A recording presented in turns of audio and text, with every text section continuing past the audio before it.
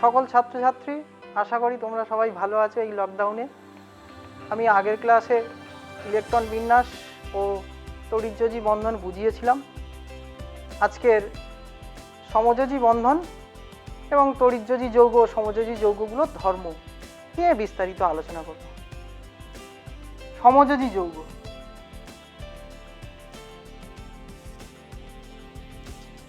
সমযোজী বন্ধন প্রথমে উদাহরণ দিয়ে ব্যাপারটা বোঝাই, তারপর ডেফিনেশন, প্রপার্টিস, ধর্ম পরে আসছে। দেখো, আগের ক্লাসে আমি ইলেকট্রন বিন্যাসটা এঁকেছিলাম। এখানে বলেছিলাম এরা একটা, দুটো, তিনটে করে ইলেকট্রন ছেড়ে দিয়ে ক্যাটায়ন উৎপন্ন হয়েছে এবং এরা তিনটি, দুটি, একটি ইলেকট্রন গ্রহণ করে নিকটবর্তী নিষ্ক্রিয় গ্যাসের গঠন কাঠামো লাভ করে অ্যানায়ন উৎপন্ন হয়েছে। ক্যাটায়ন এবং অ্যানায়ন যুক্ত হয়ে তড়িৎযোজী যৌগ গঠন করেছে। এখন সেক্ষেত্রে এরা ছিল ধাতব পরমাণু, ইলেকট্রন ছেড়েছে, জারণ হয়েছিল। এরা ছিল অধাতব পরমাণু, অধাতব মৌল, ইলেকট্রন গ্রহণ করে অ্যানায়নে পরিণত হয়েছিল, বিজারণ হয়েছে। কিন্তু এমনও তো পরিস্থিতি হতে পারে যে দুটি অধাতব মৌলের মধ্যে রাসায়নিক বন্ধন হবে, অথবা পর্যায় সারণীর মাঝখানে যারা রয়েছে চতুর্থ শ্রেণীতে, তাদের ক্ষেত্রে কি ঘটনা ঘটে দেখে নেওয়া যাক। ধরো কার্বন, কার্বনের শেষ কক্ষে চারটি ইলেকট্রন তোমরা দেখতেই পাচ্ছ। লুইস ডট মডেলে আমরা উপস্থাপন করতে চলেছি। এই চারটে ইলেকট্রন কার্বন পুরোপুরি কাউকে স্থানান্তরিত করতে পারবে না। সেক্ষেত্রে কেমন হবে? অন্য কোনো অধাতব মৌল, সাপোজ ধরো হাইড্রোজেন যদি নেওয়া যাক,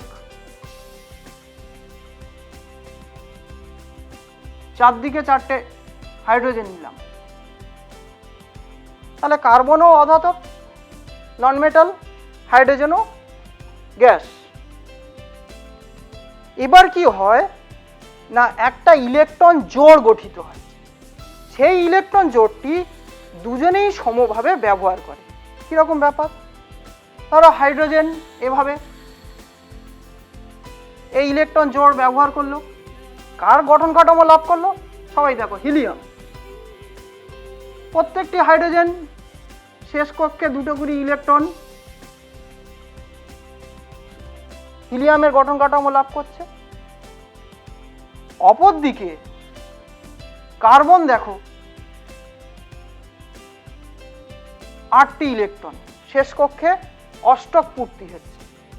কার্বন নিয়নের স্ট্রাকচার নিয়ে নিচ্ছে, অর্থাৎ শেষ কক্ষে 8টি ইলেকট্রনের অষ্টক পূর্তি ঘটছে। এক্ষেত্রে মিথেন উৎপন্ন হলো।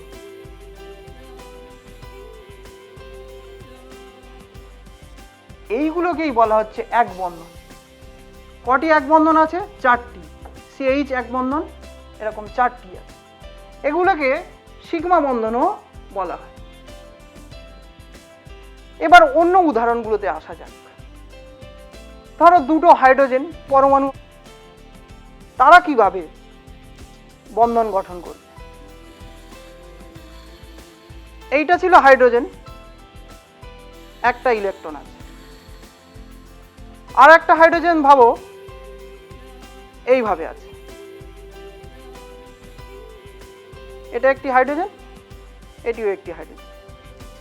তাহলে একটা ইলেকট্রন জোড় গঠনের মাধ্যমে, দুটো পরমাণু সমানভাবে ব্যবহারের মাধ্যমে এরা সমযোজী যৌগ গঠন করছে। এটা লুইস ডট মডেলে যদি প্রকাশ করতে হয় খুবই সোজা, এইভাবে।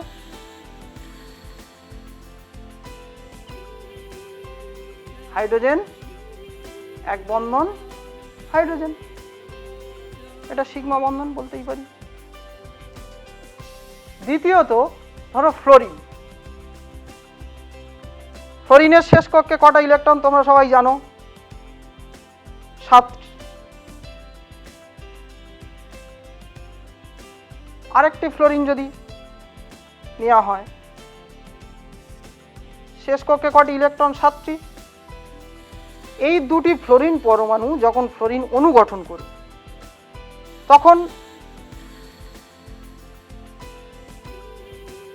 দেখো এই ফ্লোরিন পরমাণুর অষ্টক পূর্তি ঘটবে।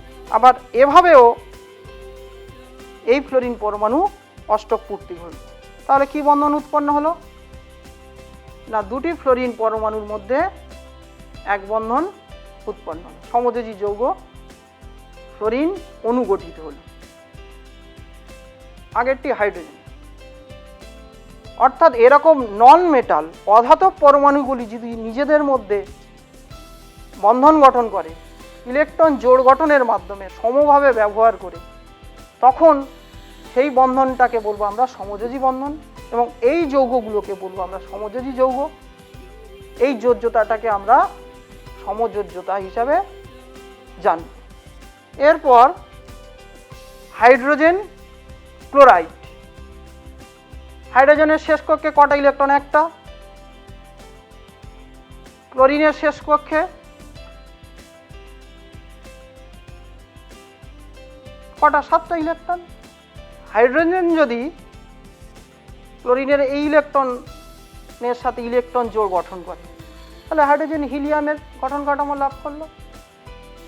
অপরদিকে ক্লোরিন হাইড্রোজেনের ইলেকট্রনটা নিলে ক্লোরিনেরও অষ্টক পূর্তি হলো, সে আর্গনের স্ট্রাকচার পেয়ে গেল, শেষ কক্ষে 8টি। তাহলে হাইড্রোজেন এক বন্ধন ক্লোরিন উৎপন্ন হলো HCl। হাইড্রোজেন ক্লোরাইড যখন গ্যাসিয়াস অবস্থায় আছে, গ্যাস, তখন সমযোজী যৌগ। তরল হাইড্রোজেন ক্লোরাইড তখনও সমযোজী যৌগ। কিন্তু হাইড্রোজেন ক্লোরাইডকে যদি জলীয় দ্রবণ জলের মধ্যে দ্রবীভূত করা হয় তখন হাইড্রোজেন ক্লোরাইড হাইড্রোজেন প্লাস আর ক্লোরিন মাইনাসে বিয়োজিত হয়। তখন কিন্তু সমযোজী যৌগ হিসেবে না, তড়িৎযোজী যৌগ হিসাবে জলীয় দ্রবণে থাকছে। অর্থাৎ হাইড্রোক্লোরিক অ্যাসিড তড়িৎযোজী যৌগ। এরপর আমরা আসব জল। জলের অক্সিজেন শেষ কক্ষে কটা ইলেকট্রন? সবাই দেখতেই পাচ্ছ, 6টি ইলেকট্রন। দুদিকে দুটো হাইড্রোজেন নিলাম। হাইড্রোজেনের কটা ইলেকট্রন? একটা। একদম সোজা, সোজাভাবে বুঝলেই একদম সোজা। তাহলে এভাবে যদি ভাবা হয় হাইড্রোজেনের শেষ কক্ষে কটা ইলেকট্রন হয়ে গেল? দুটো, হিলিয়ামের স্ট্রাকচার পেয়ে গেল। অপর দিকেও তাই। আর অক্সিজেন তারও কিন্তু অষ্টক পূর্তি ঘটল। নিজের তো 6টা ছিলই, দুটো হাইড্রোজেনের কাছ থেকে দুটো পেল, অক্সিজেনের শেষ কক্ষে 8টা হয়ে গেল। সে তখন নিয়নের গঠন কাঠামো লাভ করছে। তাহলে অক্সিজেন এক বন্ধন অক্সিজেন, এদিকে আর একটা এক বন্ধন দিয়ে হাইড্রোজেন। জলও একটি সমযোজী যৌগ। মিথেনটা আগেই বুঝেছো তোমরা। এরপর অ্যামোনিয়া।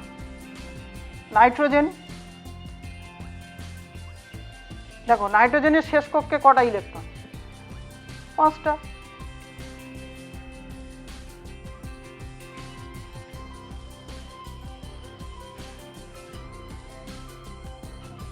অ্যামোনিয়া মানে 3টি হাইড্রোজেন আছে। তাহলে 3টি হাইড্রোজেনকে আমি 3 দিকে রাখলাম।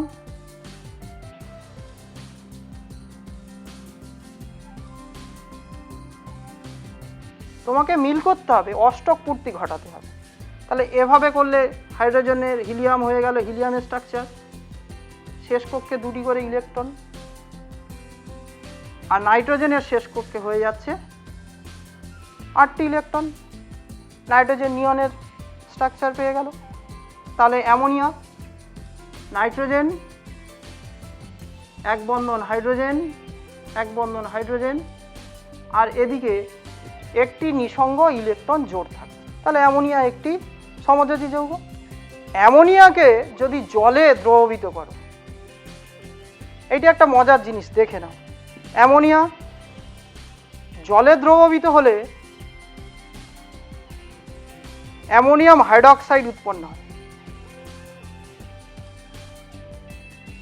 তখন কিন্তু এটা তড়িৎযোজী যৌগ, কারণ এখানে ক্যাটায়ন হচ্ছে অ্যামোনিয়াম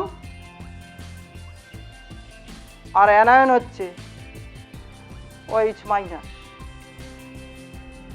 এতক্ষণ আমরা এক বন্ধন নিয়ে বুঝলাম, এবার দেখে নেওয়া যাক দ্বিবন্ধন, অর্থাৎ একটা সিগমা আর একটা পাই। মাধ্যমিকের সিলেবাস অনুযায়ী দুটি দ্বিবন্ধন সমযোজী যৌগ আছে, একটা হলো কার্বন ডাই অক্সাইড, আরেকটি হলো ইথিলিন বা ইথিন।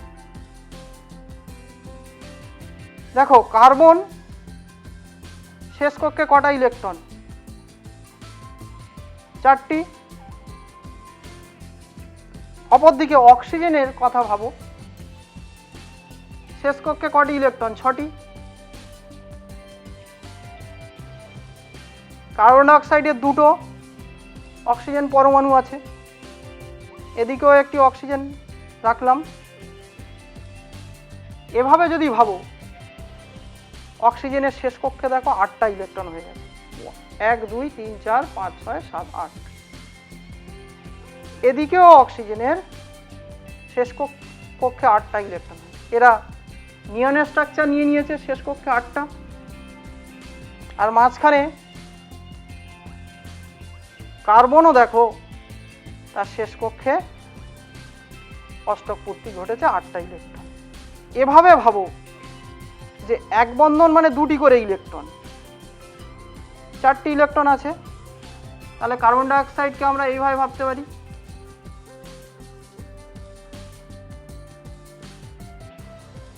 এটি কার্বন ডাই অক্সাইড, একটি গ্যাসীয় সমযোজী যৌগ।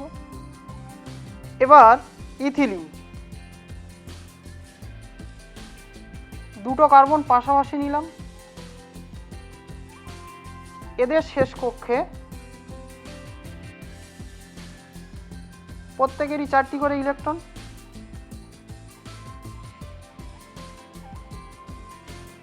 তাহলে বুঝতেই পারছো 2টো কার্বনের মধ্যে দ্বিবন্ধন তৈরি করা যাবে। এই কার্বনের সাথে একটা হাইড্রোজেন, আর একটা হাইড্রোজেন, এই দিকের কার্বনেও 2টো হাইড্রোজেন রাখা হলো। তাহলে দেখো এভাবে যদি ভাবো, হাইড্রোজেনের শেষ কক্ষে 2টো করে ইলেকট্রন পেয়ে যাচ্ছে ইলেকট্রন জোড় গঠন করার ফলে। এদিকেও একইভাবে হিলিয়ামের ইলেকট্রন কাঠামো লাভ করছে। আর কার্বনের ক্ষেত্রে ভাবো, এই কার্বনটির ক্ষেত্রে 1 2 3 4 5 6 7 8 অষ্টক পূর্তি ঘটছে, নিয়নের স্ট্রাকচার পেয়ে যাচ্ছে শেষ কক্ষে 8টা। অনুরূপভাবে এদিকেও তাই, কার্বনের শেষ কক্ষে 1 2 3 4 5 6 7 8 8টা ইলেকট্রন অষ্টক পূর্তি হচ্ছে। তাহলে স্ট্রাকচারটা কেমন দাঁড়ালো?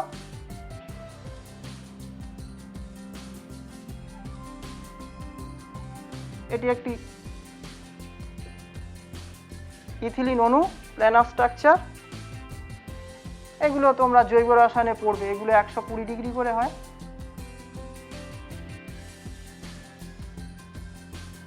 এটা 1.08 অ্যাংস্ট্রম কার্বন হাইড্রোজেন এক বন্ধনটা, একটা সিগমা একটা পাই 1.34 অ্যাংস্ট্রম কার্বন কার্বন বন্ধন দৈর্ঘ্য। এটা দ্বিবন্ধন শেষ করলাম, এবার ত্রিবন্ধন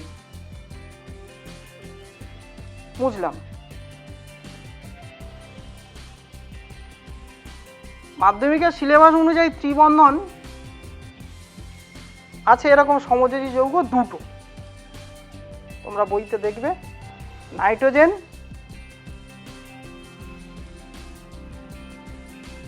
আর অ্যাসিটিলিন, ইথাইন।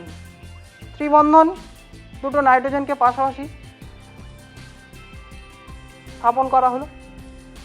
এবার দেখো ত্রিবন্ধন করা মানে কি, তিনটে করে ইলেকট্রন এই দিকে রাখা উচিত, একদম সোজা বুদ্ধিতে তাই, তাহলে ত্রিবন্ধন তৈরি হয়ে যাবে।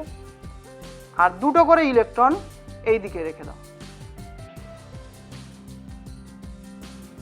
এখানে এভাবে ভাবো, এই নাইট্রোজেনের শেষ কক্ষে 8টা ইলেকট্রন হয়ে গেল, আবার এই নাইট্রোজেনেরও শেষ কক্ষে 8টা, 1 2 3 4 5 6 7 8, খুব সোজা ত্রিবন্ধন। নাইট্রোজেন সমযোজী যৌগ। এবার অ্যাসিটিলিন, ইথাইন, একই রকম ভাবে চিন্তা করা যাক, দুটো কার্বন, এই দিকেই 3টে করে ইলেকট্রন নাও, তাহলে সোজা ব্যাপারটা, ত্রিবন্ধন তৈরি হয়ে যাবে। কার্বনের যেহেতু 4টে ইলেকট্রন, এদিকে একটা নাও, এই কার্বনের এদিকে একটা নাও। দুটো হাইড্রোজেন আছে, এদিকে একটা হাইড্রোজেনকে রাখো, শেষ কক্ষে একটা ইলেকট্রন, এদিকেও একটা হাইড্রোজেনকে রাখো, শেষ কক্ষে একটা ইলেকট্রন। তাহলে এই ইলেকট্রন যদি ইলেকট্রন জোড় গঠন করে এবং কার্বন ও হাইড্রোজেন সমভাবে ব্যবহার করে, তাহলে এই হাইড্রোজেনের হিলিয়ামের ইলেকট্রন বিন্যাস গ্রহণ করলো দুটো শেষ কক্ষে, এই হাইড্রোজেনও তাই অনুরূপভাবে শেষ কক্ষে দুটো। এই কার্বনের ক্ষেত্রে দেখো 1 2 3 4 5 6 7 8, এইভাবে ভাবো, তাহলে কার্বনেরও অষ্টক পূর্তি হলো নিয়নের স্ট্রাকচার। এই কার্বনের ক্ষেত্রেও অষ্টক পূর্তি হলো, নিয়নের ইলেকট্রন বিন্যাস লাভ করলো, শেষ কক্ষে 8টি ইলেকট্রন। তাহলে কীরকম দাঁড়ালো জিনিসটা, কার্বন, ত্রিবন্ধন কার্বন, হাইড্রোজেন, হাইড্রোজেন, এটা 180 ডিগ্রি, এটা 1.20 অ্যাংস্ট্রম, এটা 1.06 অ্যাংস্ট্রম। CH বন্ধন, CC বন্ধন, একটা সিগমা বন্ডিং আর দুটো পাই বন্ধন আছে। দেখো তোমাদের জন্য একটা আমি মডেল বানিয়ে নিয়ে এসেছি। এইটাকে একটা কার্বন ভাবো, এটাকে একটা কার্বন ভাবো। মাঝখানে দেখো এক বন্ধন, দ্বিবন্ধন, ত্রিবন্ধন, এদিকটা একটা এক বন্ধন হাইড্রোজেন আছে, এদিকে একটা এক বন্ধন হাইড্রোজেন আছে। এভাবে তাহলে বাড়িতেই তোমরা মডেল বানাতে পারবে প্রজেক্টের কাজ হিসাবে অ্যাসিটিলিন। আবার এভাবে যদি দুটো হাইড্রোজেনকে দিয়ে দাও 120 ডিগ্রি অ্যাঙ্গেলে, আর মাঝখানে যদি একটা বন্ধন কমিয়ে নেওয়া যায়, তাহলে তার আকৃতি কেমন হবে, প্ল্যানার আকৃতির ইথিলিন অণু হয়ে যায়। এই যৌগগুলো তোমরা জৈব রসায়নে আরও বিস্তারিতভাবে জানতে পারবে। তাহলে এক বন্ধন, দ্বিবন্ধন, ত্রিবন্ধন নিয়ে সমযোজী যৌগ কীভাবে গঠিত হয় তোমরা বুঝতে পারলে আশা করি। এইটা বিজ্ঞানী লুইস আবিষ্কার করেন। তাহলে একবার পুরো ব্যাপারটা জেনে নেওয়া যাক যে সমযোজী যৌগ কি। না, এভাবে যদি বলি যে নিকটবর্তী নিষ্ক্রিয় গ্যাসের গঠন কাঠামো লাভ করার জন্য দুটি অধাতব মৌলের পরমাণু এক বা একাধিক ইলেকট্রন জোড় গঠনের মাধ্যমে এবং উভয় সমভাবে ব্যবহারের মাধ্যমে একটি যৌগ গঠন করছে, সেই যৌগটিকে বলা হবে সমযোজী যৌগ। আর এই যৌগ গঠনের ক্ষমতাটাকে আমরা বলবো সমযোজী যোজ্যতা। আর এই বন্ধনগুলোতে অবশ্যই আমরা এক বন্ধন, দ্বিবন্ধন, ত্রিবন্ধন, এগুলো সমযোজী বন্ধন। এটা মাধ্যমিক 2018-তে একটা কোশ্চেন এসেছিল যে বিজ্ঞানী লুইসের মতবাদ অনুসারে সমযোজী যৌগ কিভাবে গঠিত হয় ব্যাখ্যা করে। এইভাবে সুন্দর করে একটা উদাহরণ দিয়ে বুঝিয়ে লিখবি। এবার একটা জিনিস যেটা বাকি,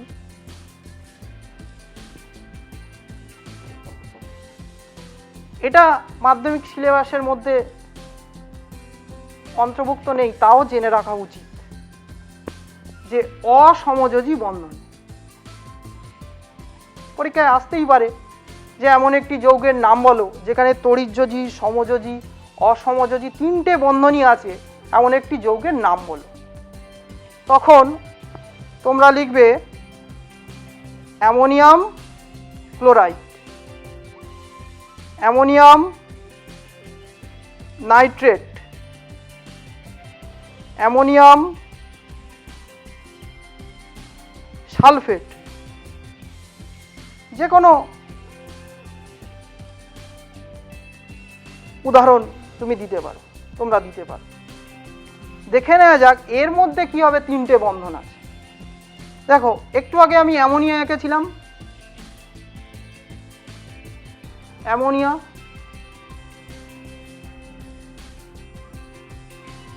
নাইট্রোজেন, একটা এক বন্ধন মানে দুটো ইলেকট্রন, চারটে ইলেকট্রন, ছটা, আটটা, নাইট্রোজেনের অষ্টক পূর্তি হয়েছে। হাইড্রোজেন ও হিলিয়ামের ইলেকট্রন বিন্যাস লাভ করেছে। এক্ষেত্রে এই নাইট্রোজেন এবং হাইড্রোজেন উভয়ই কিন্তু একটা করে ইলেকট্রন দান করেছে। কিন্তু যদি পাশে একটা হাইড্রোজেন প্লাস নিয়ে আসা যায়, তাহলে এর তো কোনো ইলেকট্রন নেই, শেষ কক্ষে একটা ইলেকট্রন নেই। তখন এভাবে ভাবো যে এই দুটো ইলেকট্রন, অর্থাৎ একটি ইলেকট্রন জোড় এ ব্যবহার করবে, এও ব্যবহার করবে, কিন্তু দেবে কেবলমাত্র নাইট্রোজেন, হাইড্রোজেন কিন্তু দেবে না কোনো ইলেকট্রন।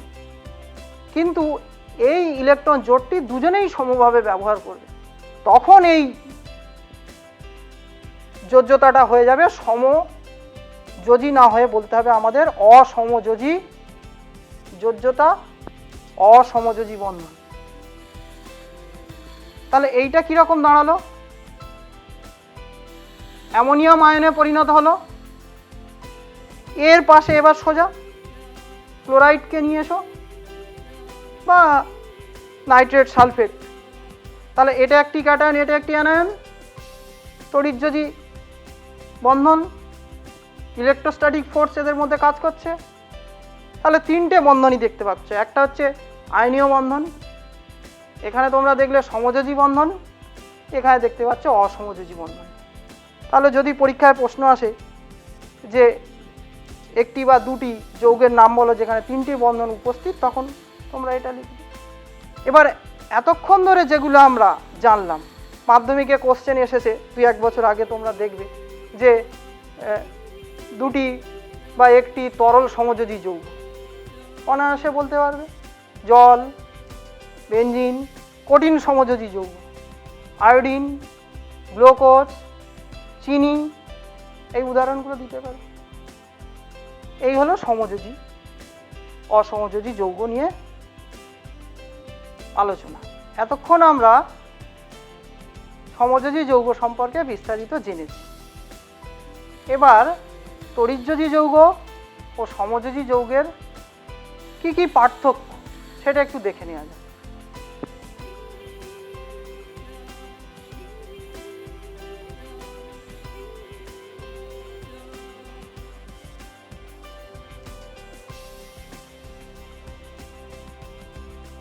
তড়িৎযোজী যৌগ আর সমযোজী যৌগ।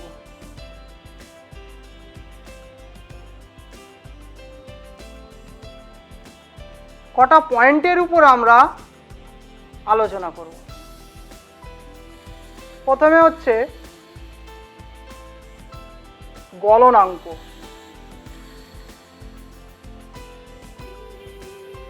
তারপর দ্রাব্যতা, তারপর তড়িৎ পরিবহন ক্ষমতা। আচ্ছা, তার আগে বোঝার সুবিধার জন্য একটি তড়িৎযোজী যৌগ সোডিয়াম ক্লোরাইডের কেলাসাকার গঠনটা আমাদের জানতেই হবে।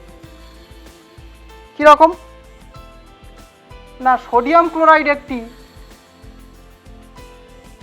কেলাসাকার যৌগ।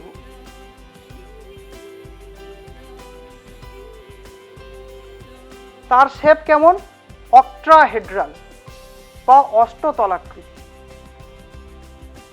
6-6 কোঅর্ডিনেশন বলা হয়, এটা তোমরা উঁচু ক্লাসে বুঝবে। এদিকে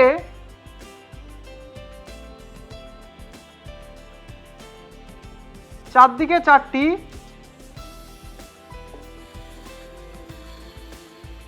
ক্লোরিন অ্যানায়ন রাখলাম, মাঝখানে সোডিয়াম প্লাস, উপরের দিকেও একটি ক্লোরিন মাইনাস, নিচের দিকেও একটি ক্লোরিন মাইনাস। অর্থাৎ একটি সোডিয়াম প্লাস ক্যাটায়নকে সমদূরত্বে 6 দিক থেকে 6টা ক্লোরিন অ্যানায়ন ঘিরে আছে। একইভাবে যদি ক্লোরিন মাইনাসের কথা ভাবা যায়, 6 দিকে সমদূরত্বে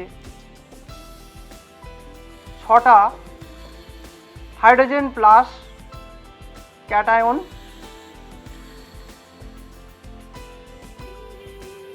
ঘিরে আছে। অর্থাৎ সোডিয়াম ক্লোরাইড একটি তড়িৎযোজী যৌগ, কেলাসাকার,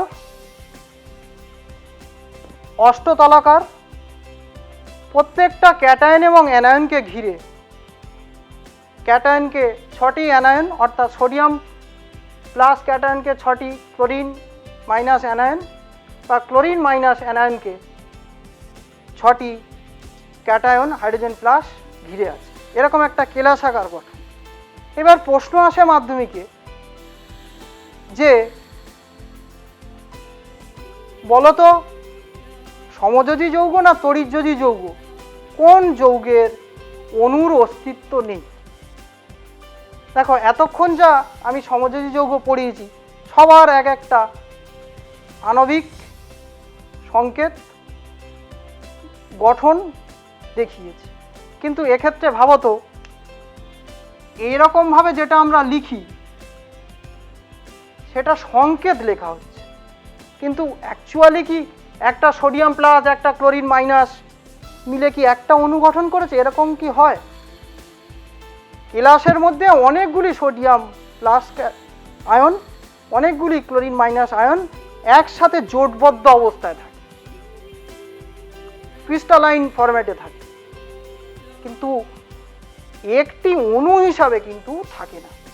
অন্য সমস্ত তড়িৎযোজী যৌগ যেগুলো কেলাস আকারে আছে তাদের প্রত্যেকের ক্ষেত্রেই একই কথা, তাদের পার্টিকুলার একটা অণু পাবো না।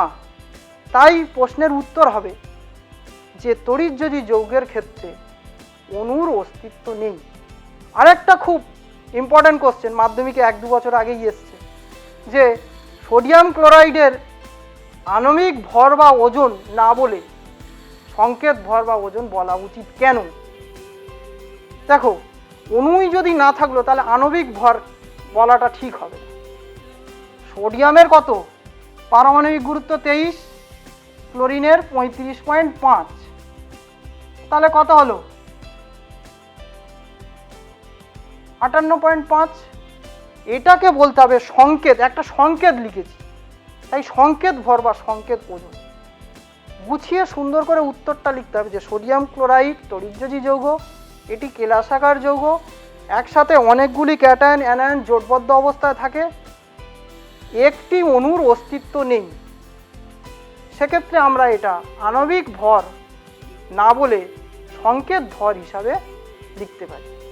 এইভাবে উত্তরগুলো পয়েন্ট টু পয়েন্ট উত্তর লিখতে হবে। এবার এক একটা ধর্ম, ভৌত ধর্ম ধরে আমরা তড়িৎযোজী ও সমযোজী যৌগের পার্থক্যটা আলোচনা করব। প্রথমে গলনাঙ্ক।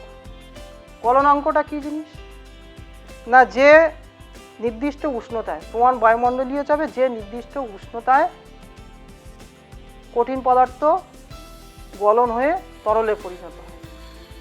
এখন দেখো, যেগুলো তড়িৎযোজী যৌগ তারা ক্যাটায়ন আর অ্যানায়ন তীব্র তড়িৎ আকর্ষণ বলে আকর্ষিত হয়ে আছে, তাদের অবশ্যই গলনাঙ্ক বেশি হবে।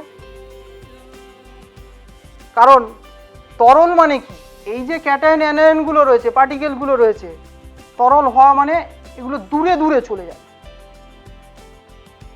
দূরে পাঠাতে গেলে কি করতে হবে, এদের মধ্যে যে তীব্র তড়িৎ আকর্ষণ বল, বাইরে থেকে বেশি পরিমাণে তাপ শক্তি দিতে হবে সেই আকর্ষণ বলকে অতিক্রম করার জন্য, ওভারকাম করার জন্য।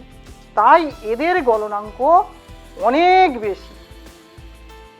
যেমন সোডিয়াম ক্লোরাইডের 820 ডিগ্রি সেলসিয়াস, স্ফুটনাঙ্ক সোডিয়াম ক্লোরাইডের 1600 ডিগ্রি সেলসিয়াস। সে তুলনায় যদি আমরা সমযোজী যৌগগুলোর কথা ভাবি, এরা সমযোজী যৌগের অণুর অস্তিত্ব রয়েছে। আগেই বললাম যে তড়িৎযোজী যৌগের অণুর অস্তিত্ব নেই, সমযোজী যৌগের অণুর অস্তিত্ব আছে। কোনো কোনো ক্ষেত্রে দেখা যায় যে হাইড্রোজেন বন্ধন আছে সমযোজী যৌগগুলোর মধ্যে। সেই ব্যতিক্রমগুলো বাদ দিয়ে ওভারঅল সমযোজী যৌগের গলনাঙ্ক কিন্তু অনেক কম, কারণ সমযোজী যৌগগুলো আন্ত আণবিক আকর্ষণ বলে আকর্ষিত হয়। কোনো ক্যাটায়ন অ্যানায়ন ইলেকট্রোস্ট্যাটিক ফোর্স নেই, উইক, খুব দুর্বল প্রকৃতির আন্ত আণবিক আকর্ষণ বলে এরা এক জায়গায় থাকে। তাহলে অল্প পরিমাণে তাপ শক্তি দিলে তারা কি তরলে পরিণত হবে, তাই এদের গলনাঙ্ক কি হবে, অনেক কম। বোঝা গেছে ব্যাপারটা? এবছর মাধ্যমিক 2020-তেই একটা কোশ্চেন এসেছিল যে বলতো, এরকম একটা কোশ্চেন যে সোডিয়াম ক্লোরাইডের গলনাঙ্ক গ্লুকোজের গলনাঙ্কের থেকে বেশি কেন? উত্তরটা অ্যাকর্ডিং টু মধ্যশিক্ষা পর্ষদের ইনস্ট্রাকশন যদি দাও, তাহলে বলতে হবে যে সোডিয়াম ক্লোরাইড একটি তড়িৎযোজী যৌগ, ভেঙে দেখালে সোডিয়াম প্লাস ক্লোরিন মাইনাস, আর গ্লুকোজ একটি সমযোজী যৌগ, তাই সোডিয়াম ক্লোরাইডের গলনাঙ্ক বেশি, অপরদিকে গ্লুকোজের গলনাঙ্ক কম। এইভাবে এক্সপ্লেনেশন করবে। মেন কথা কিন্তু সোডিয়াম ক্লোরাইড তড়িৎযোজী যৌগ আর গ্লুকোজ সমযোজী যৌগ। ঠিক আছে, এবার আমরা সেকেন্ড পার্টে আসি, দ্রাব্যতা। দ্রাব্যতা বোঝাতে গেলে আমাকে একটু অন্য 2-4 কথা বলতে হবে। দু ধরনের দ্রাবক হয়, সলভেন্ট হয়। একটা হচ্ছে পোলার ধ্রুবীয় দ্রাবক, আর একটা হচ্ছে নন পোলার বা অধ্রুবীয় দ্রাবক। পোলার দ্রাবক কোনগুলো? জল, জল এইটা তার গঠন। এখন এরা পোলার কেন?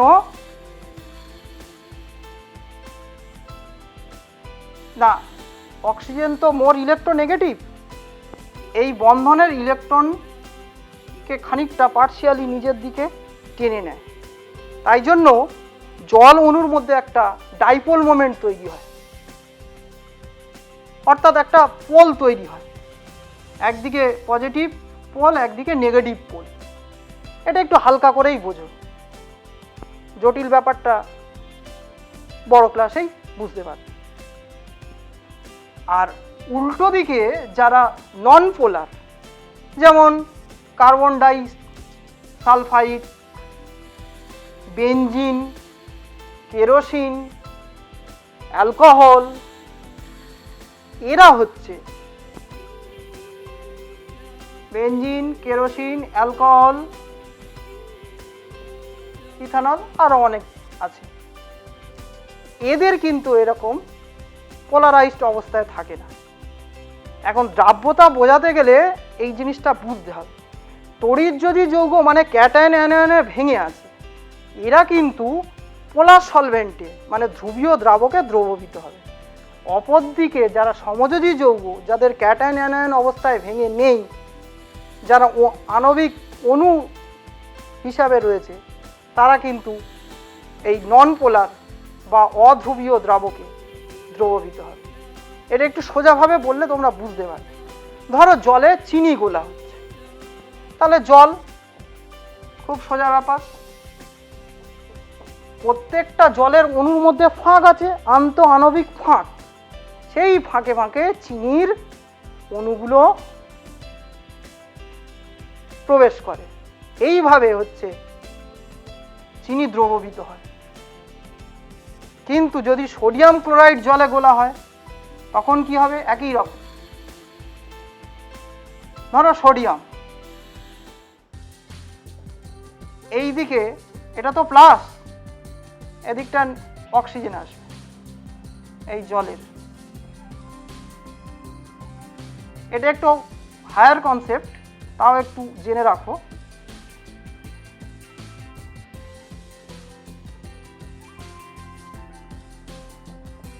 এইভাবে ক্যাটায়নটা জলের নেগেটিভ পোল দ্বারা আকর্ষিত হয়। উল্টো দিকে ক্লোরিনের ক্ষেত্রে কি হবে? হাইড্রোজেন এইভাবে জলের পজিটিভ পোল দ্বারা আকর্ষিত হবে।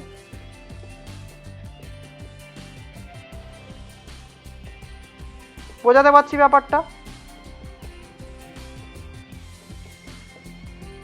এইভাবে ছদিকে ছটা জলের অণু যারা ঘিরে ফেলবে অ্যানায়নটাকে। পজিটিভ পোল অ্যানায়নকে ঘিরে ফেলছে।